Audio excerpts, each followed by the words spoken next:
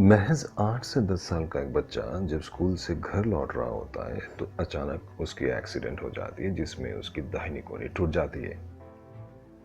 Doctor plaster तो चढ़ा देता है लेकिन साथ साथ ये भी सलाह देता है कि देखो बेटा, अगले 1 महीने के अंदर तुम लिख नहीं पाओगे। बच्चा डर जाता है क्योंकि ठीक 15 दिन बाद उसके फाइनल एग्जाम्स हो रहे होते हैं। वो अपने पेरेंट्स से कहता है कि जाओ जाके कल मेरे प्रिंसिपल से मिलो और उनको रिक्वेस्ट करो कि मुझे 1 महीने का मेडिकल ग्राउंड्स पे एक्सटेंशन दे दें। तो अगली सुबह उसके पेरेंट्स प्रिंसिपल से मिलते हैं और प्रिंसिपल बहुत ही रूखे तरीके से ये कहते हैं कि नहीं, ये पॉसिबल ही नहीं है। स्कूल के रूल बुक्स में है ही नहीं कि किसी बच्चे को 1 महीने की मेडिकल एक्सटेंशन मिल जाए। मैं ज़्यादा से ज़्यादा बच्चे को 14 दिन की मोहलत दे सकता हूँ। वैसे आपका बेटा है कहाँ?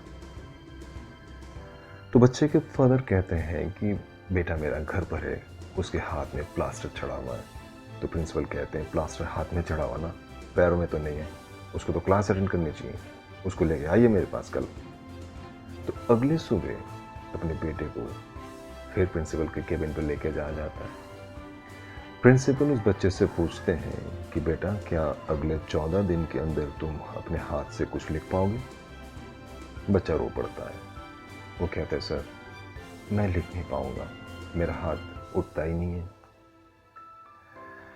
बड़ी निराशा के साथ जब वो तीनों प्रिंसिपल के केबिन से बाहर निकल रहे होते हैं तो अचानक बच्चा मुड़ के ये कहता है कि excuse me sir, will you allow me to write with my left arm?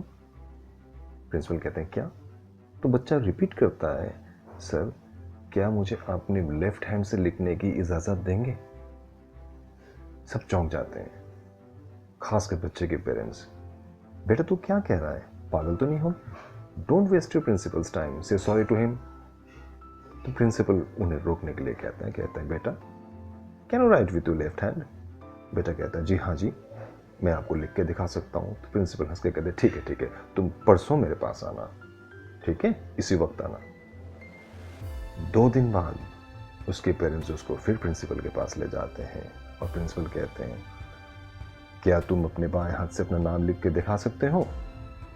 तो बच्चा सिर हिलाता हुआ है, कुछ टेढ़े मेढ़े अक्षरों से अपने बाएं हाथ से प्रिंसिपल को अपना नाम लिख के दिखाता है। उसके पेरेंट्स बहुत शर्मिंदा होते हैं, कहते हैं सॉरी सर। प्रिंसिपल कहते हैं कोई बात नहीं, ठीक 10 दिन बाद बेटे को मेरे पास लेके आना।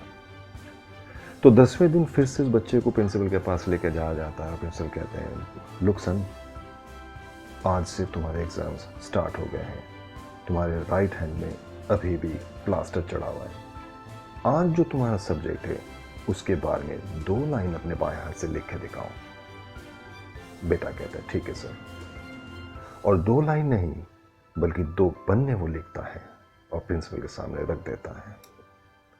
उसके पेरेंट्स फिर से शर्मिंदा होते हैं, कहते सर कोई बात नहीं, हम इसको समझा देंगे, अगले साल अच्छे से एग्जाम्स देगा।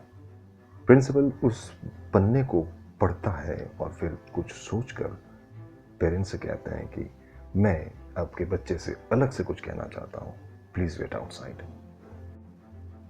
जब बच्चे के पेरेंट्स बाहर चले जाते हैं तो प्रिंसिपल उस बच्चे से यह कहते हैं कि लुक सन, अब जो मैं तुम्हें कहने जा रहा हूँ उसको बहुत गौर से सुनना।